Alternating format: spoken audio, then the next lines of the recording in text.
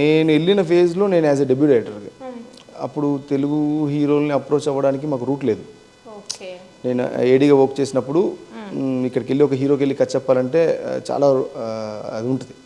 So అప్పుడు ఒకటి అవలా ఇక్కడ అంటే మేము వెళ్ళి అట్లీస్ట్ ఒక హీరోకి కూడా కట్ చెప్పే ఫేజ్ కాదు ఇక్కడ. సో కాబట్టి బెంగళూరు అంటే ఈజీ.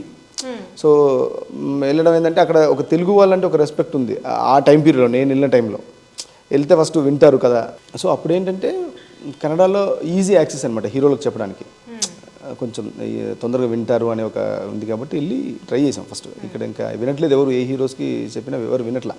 అంటే వినడానికి రూట్లు దొరకట్లేదు, ప్రాపర్ రూట్ మ్యాప్స్ దొరకదు, కలవడానికి రూట్ మ్యాప్స్ లేవు. సో కాబట్టి ఫస్ట్ మనం డైరెక్షన్ చేయాలంటే ఫస్ట్ ఒక స్టోరీ రెడీ చేసేసుకున్నాం. సో ఫస్ట్ నెరేషన్ ఇస్తే అది ఏ ఫేజ్ వరకు వెళ్తుందో తెలియదు. సో కాబట్టి వినలేదు కాబట్టి బెంగళూరు వెళ్ళాను. బెంగళూరు వెళ్ళి ఒక 3-4 హీరోస్కి ట్రై చేసాం.